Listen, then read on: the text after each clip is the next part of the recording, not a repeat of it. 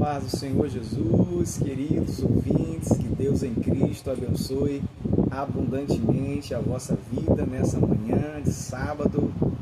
Olha nós aqui, graças a Deus, mais uma vez, para trazer aquela bela mensagem para os nossos corações. Amém? Desde já quero agradecer a todos os novos inscritos que vêm aderindo nossa comunidade dentro do canal da internet. Que o Senhor Jesus possa abençoar abundantemente sua vida nesse sábado. Um grande abraço do irmão João Paulo. Estou sempre orando por vocês, sempre pedindo a Deus, através da fé, com muitas preces e muitos rogos, para que Deus dê saúde a vocês e encha vocês do seu grande amor e de fé. Amém? Esse é o nosso canal, Mensagem de Fé. Glória a Deus. Vamos para a mensagem, sem muita delonga, amém? Isaías capítulo de número 44, versículo de número 26. Veja o que diz o texto sagrado.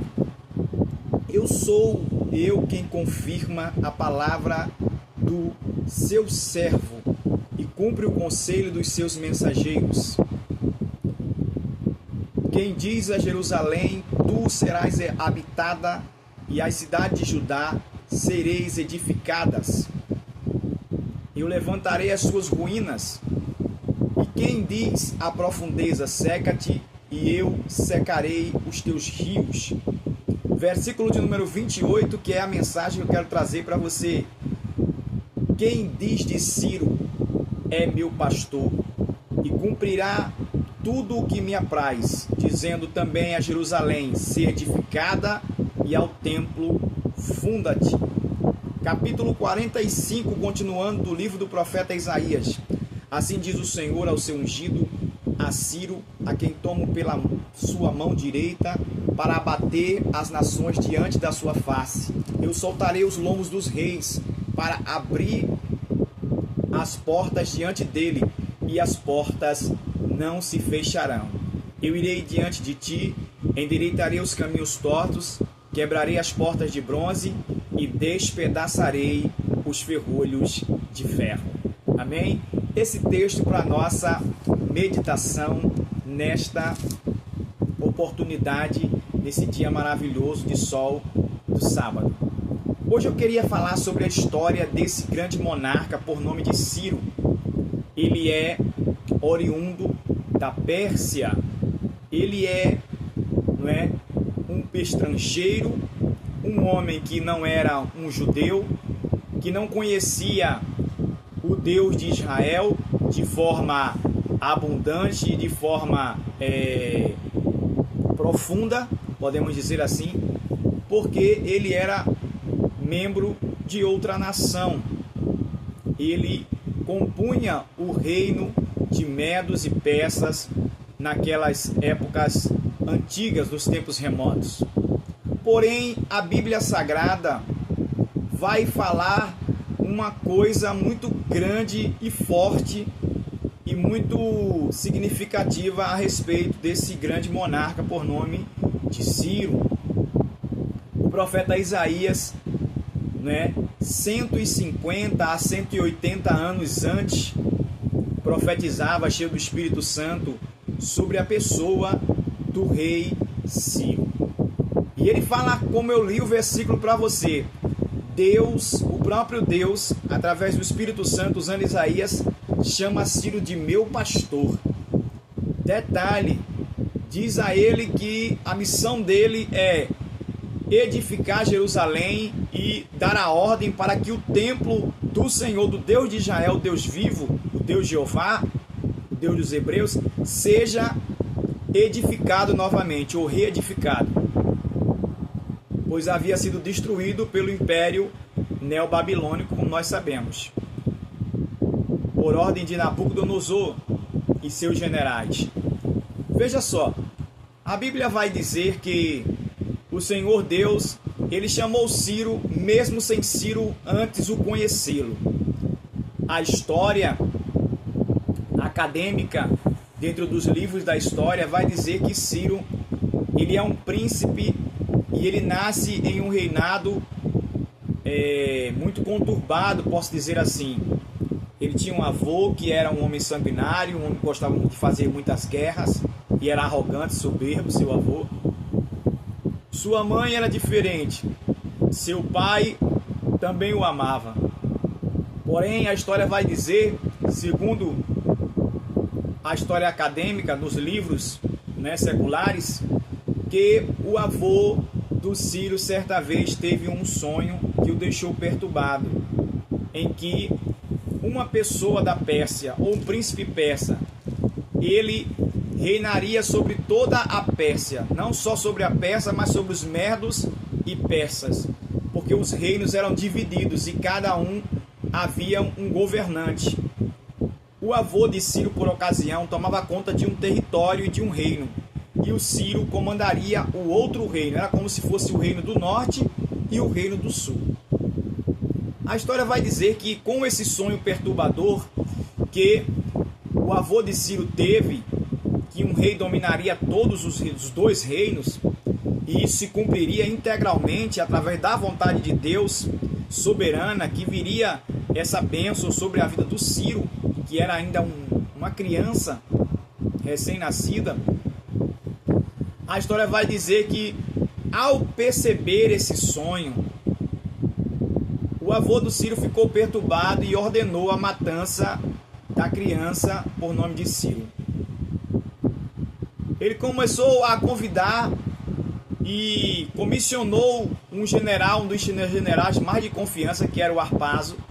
E ele disse ao Harpazo: Harpazo, você deve levar a criança e exterminá-la, porque ela gerará um grande problema futuro para o reino amanhã e uma ameaça contra o meu trono. Então o Harpazo pega a criança, só que o Harpazo, ele era um homem que possivelmente ele tinha humanidade e dignidade, então ele olha para a criança e viu que aquilo era muito horrível, fazer aquilo com a criança por nome de Ciro, principalmente que ele sabia que ele era um príncipe.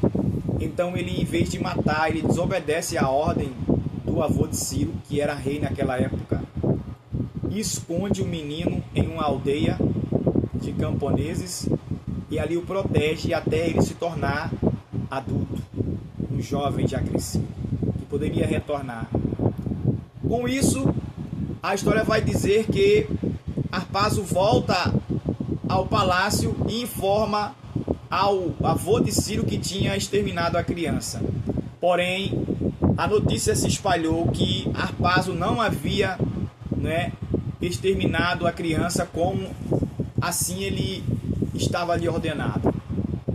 Então o rei, muito enfurecido com aquela situação, descobrindo a traição de seu general, um dos mais leais, mas o tinha o traído, então ele pega e manda assassinar o filho do Harpazo e faz um banquete e cozinha, os restos mortais do filho do Harpazo dentro de um grande, caldeirão, de um grande recipiente, e chama o Harpazo para uma refeição deliciosa, e ali não sabia Harpazo que ele estava propriamente comendo as carnes do seu próprio filho.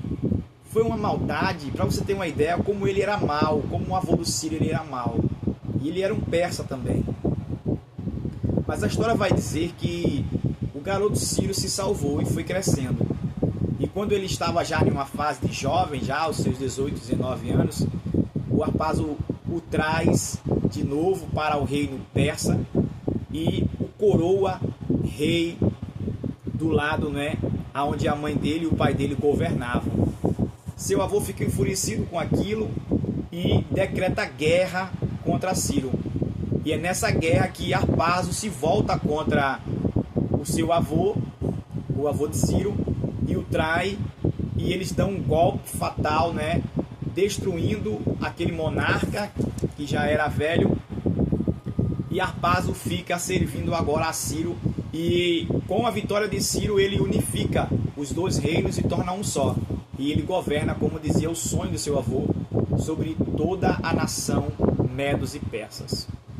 Porém a história vai dizer que Ciro vai fazendo campanhas agora militares e vai comandando grandes exércitos. A cada dia o exército dele crescia, ficava mais poderoso. Ele era uma pessoa muito diplomata, ele respeitava os reinos e as outras nações. Quando ele ganhava dos outros reis, ele trazia os reis para perto deles. Os reis eram honrados como rei, porém se tornavam grandes amigos no futuro de Ciro, e assim Ciro ia comandando e governando todo o mundo antigo.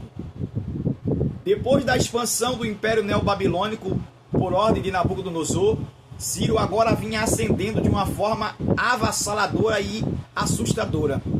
E uma das grandes conquistas do Ciro seria também o Império Neobabilônico, né, fundado por Nabonido, né, ou por Nabucodonosor, o pai do Nabucodonosor, e pelo Nabucodonosor também.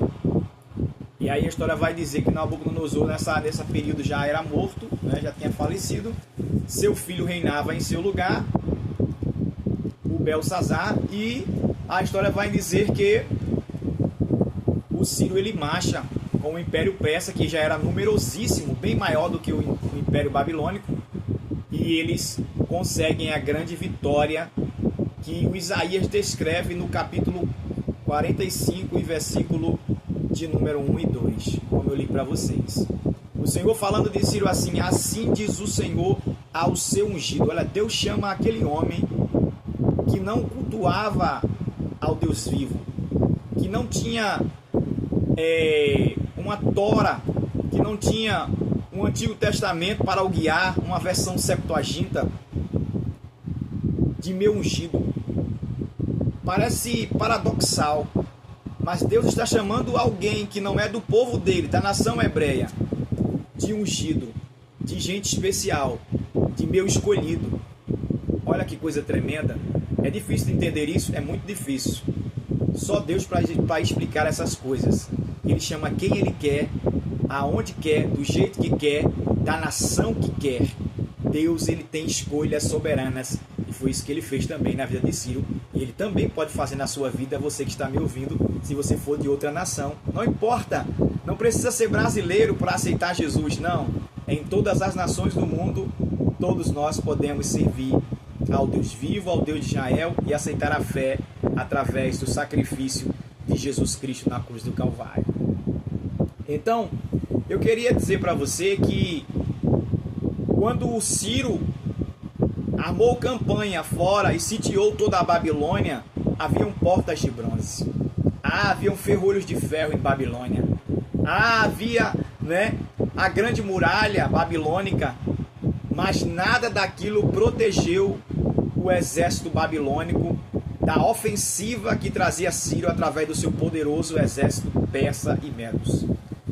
Eu quero dizer uma coisa para você e abrir um parênteses, que as palavras que Deus falou a respeito desse homem, desse monarca, todas elas se cumpriram na íntegra.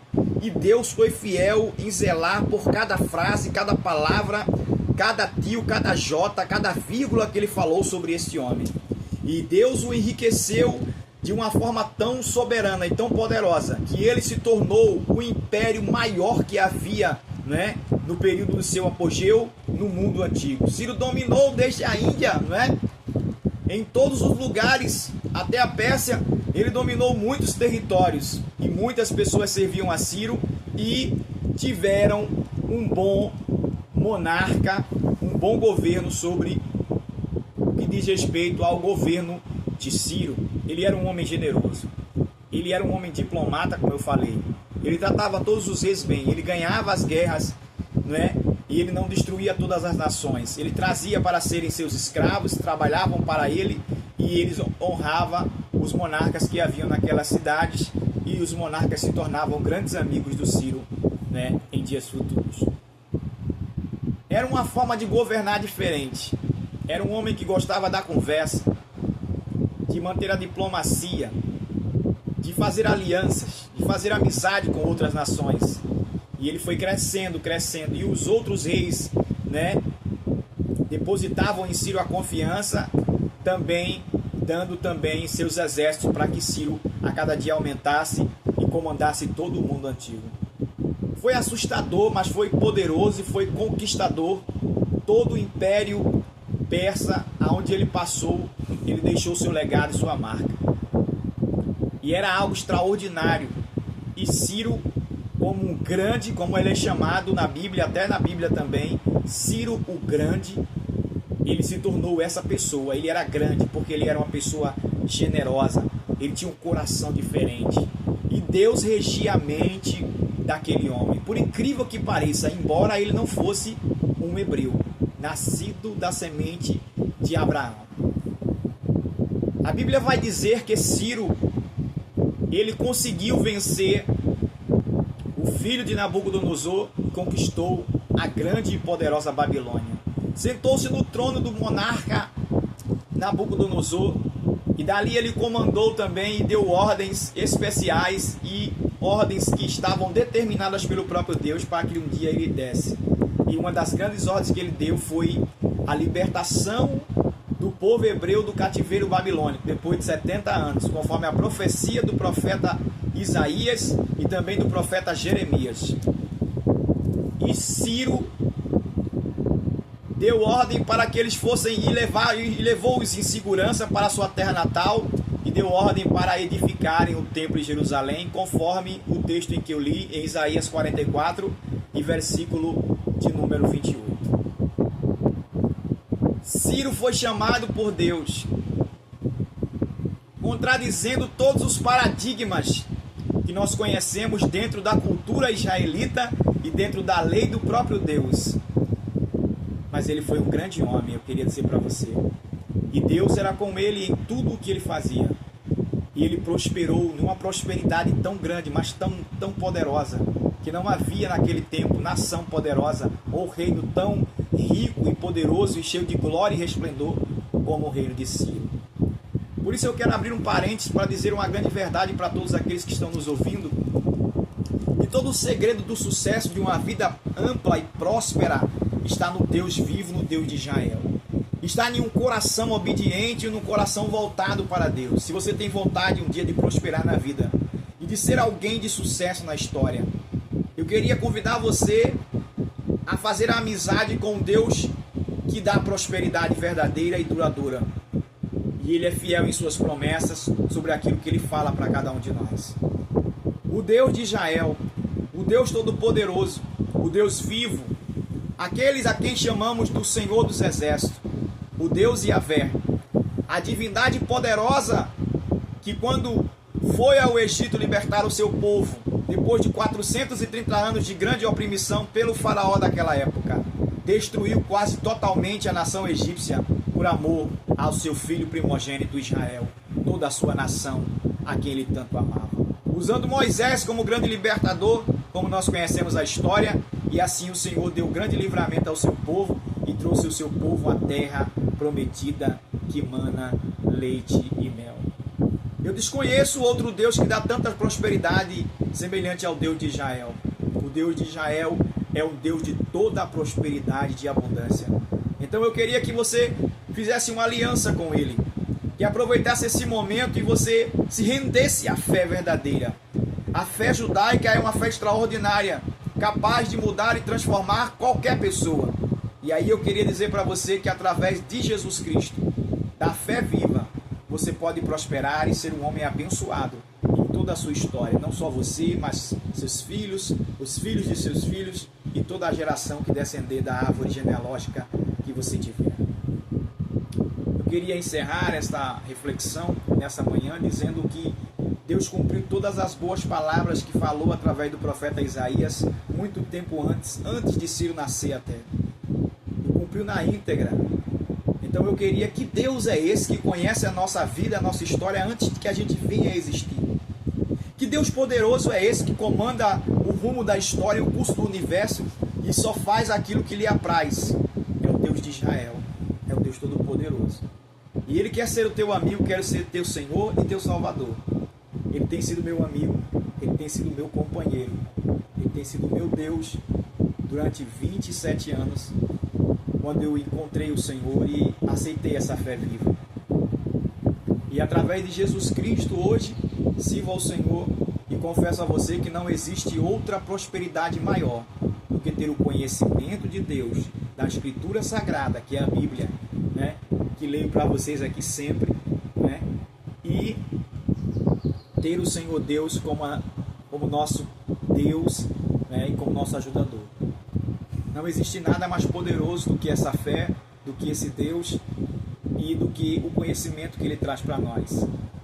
Nós não só somos ricos financeiramente ou materialmente, como alguém pensa, porque só acha que as pessoas têm uma forma de traduzir prosperidade só com dinheiro. Mas a maior riqueza que Deus coloca no homem é a sabedoria. E Ele coloca aqui. E com sabedoria você faz tudo, você consegue viver em uma vida muito grande, ampla e próspera. Então, o Senhor tem sabedoria para te dar. A sabedoria que Ele dá não é a sabedoria terrena, diabólica, animal, terrena, egoísta, não. É uma sabedoria que vem do céu. E é Deus que aplica e que coloca dentro da nossa consciência. E você se torna uma pessoa sábia através dos ensinos de Jesus Cristo. E tem uma qualidade de vida melhor do que muitas, mas que muitas e muitas pessoas. Hoje eu tenho essa qualidade de vida. Hoje eu me sinto próspero espiritualmente. Tenho o Espírito Santo na minha vida, como meu amigo, meu conselheiro, meu ajudador. E não tenho de que reclamar. O Senhor é tão maravilhoso na minha vida, tem me sustentado até aqui. Já estamos chegando perto dos 42 anos de idade. E eu confesso a você que não existe nada tão maravilhoso, mas tão poderoso e tão completo quanto a presença de Deus na vida do ser humano. Eu queria encerrar dizendo para você que o Ciro prosperou. Ele fez coisas que Deus queria que ele fizesse. Ele cumpriu a ordem de Deus e Deus o abençoou abundantemente. Eu queria dizer para você, cumpra a vontade de Deus na sua vida. Faça aquilo que Ele está pedindo para você e o Senhor vai te abençoar abundantemente e poderosamente. Não se renegue a fazer o que Deus está mandando há muito tempo você fazer. Faça, abençoe aquela pessoa, abençoe aquela vida, faça aquela ação, tome aquela atitude. Dê início ao grande projeto e o Senhor vai te honrar e tu verás a prosperidade, aleluia, de Deus vindo sobre tua vida e tua família e sobre a vida de teus filhos amanhã. E um dia tu sentarás junto a um amigo teu ou a tua companheira, tua esposa, e falará das grandezas do Senhor e dirá assim a ela: Deus é fiel, minha filha. Ou Deus é fiel, meu filho. Deus abençoou tanto seu pai que hoje nós dependemos somente exclusivamente dele, da bondade dele e da provisão dele.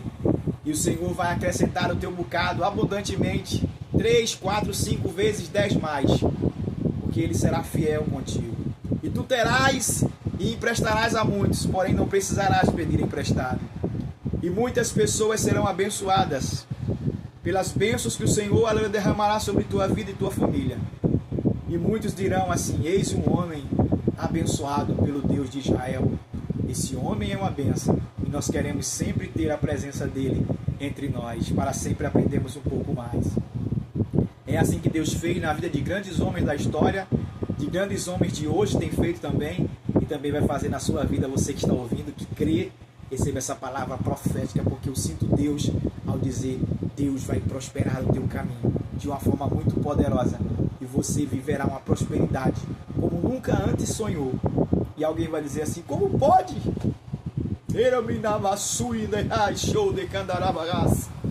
Como pode esse homem nascer e vir do baixo, do pó, da pobreza e hoje se tornar um homem rico? Deus.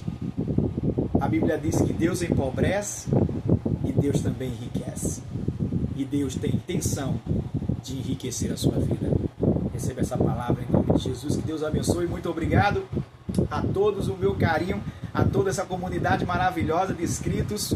Continua acompanhando nosso conteúdo. E vocês são também um grande combustível para mim, me acompanhando, para que eu sempre possa postar essas poderosas mensagens da parte de Deus para impactar o coração de todos vocês. Muito obrigado a todas as pessoas de todas as nações, de todos os lugares, de todos os estados do Brasil, aonde estão me ouvindo, em todos os lugares. Muito obrigado, Deus abençoe, estou orando por vocês e a bênção de Deus vai cair sobre vocês, em nome de Jesus. E quem acredita do outro lado diz amém. Deus abençoe. Obrigado a todos vocês, queridos inscritos, em nome de Jesus.